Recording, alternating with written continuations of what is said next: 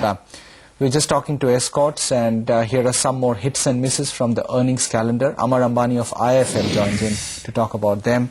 Amar, morning. Escorts, we were just talking about, I don't know whether you heard the management, but it counted as a miss in your book. You were disappointed? Yeah, absolutely, because while tractor industry has been doing well, and one can guess that by looking at numbers delivered by M&M and everybody else, so it was believed that Escort too would do well. And over the last 2 or 3 years, the steps taken by the management to reduce the debt on its book, to restructure business and get rid of the non-core businesses, all of that is kind of a positive. But these tractor volumes have come in, but ultimately that needs to add to operating level profits to the bottom line, and that's not been happening. Already Escorts seem to be enjoying a lower margin vis-a-vis the industry at 8% or so at the operating level, and that's taken a 3% percentage points nosedive to about 5%. And it doesn't matter if you're selling 30,000, 40,000 tractors growing at 30% or 40%. Ultimately, it has to add to the bottom line, and a 5% margin is something the street will surely not take well, and which is why the stock is down today. Because in a market like this, where anyways mid caps are being hammered the way they are, such kind of results will surely not be appreciated. Staff costs seem pretty sticky.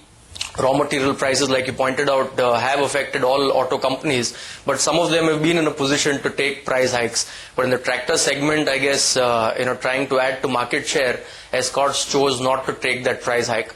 And the Tanzanian order too that Mitali was mentioning about, there I believe that was a 60 crore kind of order which did boost the top line growth, but didn't really contribute anything to the margins. So all of that together impacted margins. The other thing was the railway segment. There too, that was possibly the only segment where Escorts was earning 15 or 20% kind of margins, and there too it is half for some reason. So all in all, it looks like a miss, and while valuations appear cheap at 7 or 8 times, the market is simply not in a mood to buy value at this point. Rough cut for the market in trade in the last 10 odd minutes, below the 54.50 mark. The breath is in danger of turning towards the negative. There's a couple of stocks also that bother one more than the others. Jain Irrigation is now sliding 9.5% on the back of yesterday's cut. Unitech is down 5%, and the volumes are massive on Unitech. That volume chart as well should come up on your screens in a little bit. And predictably, there's some weakness on oil marketing companies. Tata Motors as well stands out today in its weakness. For some reason, that stock's getting punished. I don't think it's fallen as much as its peers. M&M lately, maybe that correction is happening. So Tata Motors is now down about 4%. It's turned a bit rough for the market, Udayan. I mean, of course, it's expected to be volatile, but again, there seems to be a lack of conviction perhaps at 55. Yeah, but I think it's quite shaky actually, frankly. But maybe today's fall has something to do with crude, because, yesterday a little bit of hope had built up.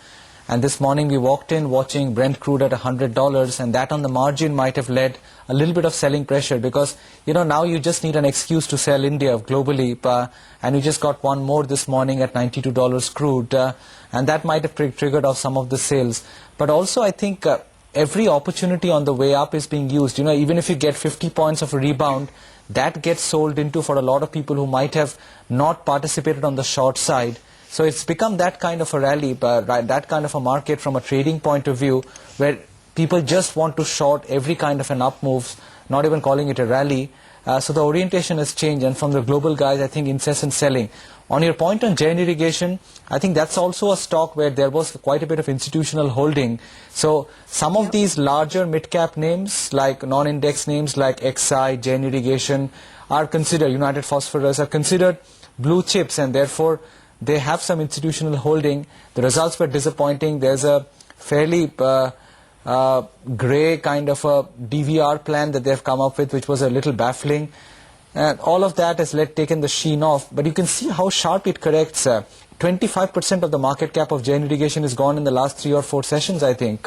So, you just blink and you lose a quarter of your market cap nowadays, because some institution is just very trigger happy.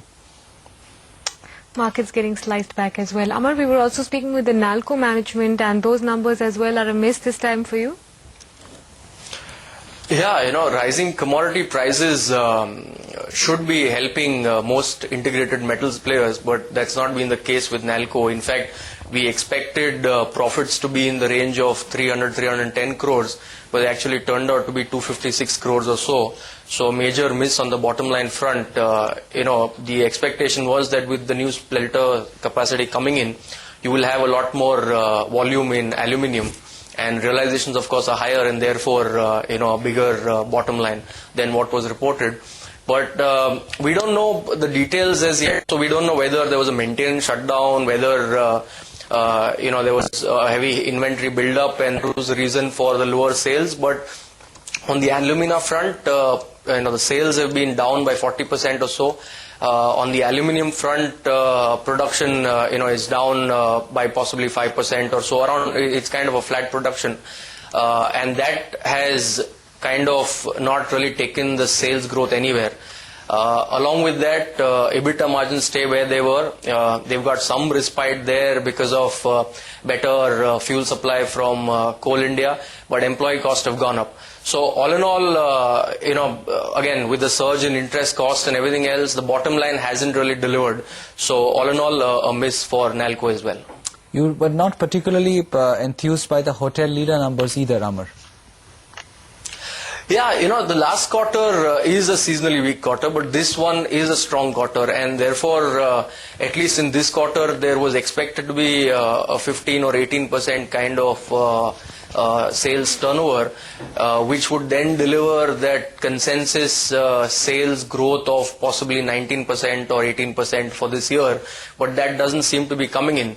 In spite of the fact that it's a seasonally strong quarter, they've just about delivered a 10 or 11% growth in sales. If you look at their margin front, there too, there has not been any significant expansion.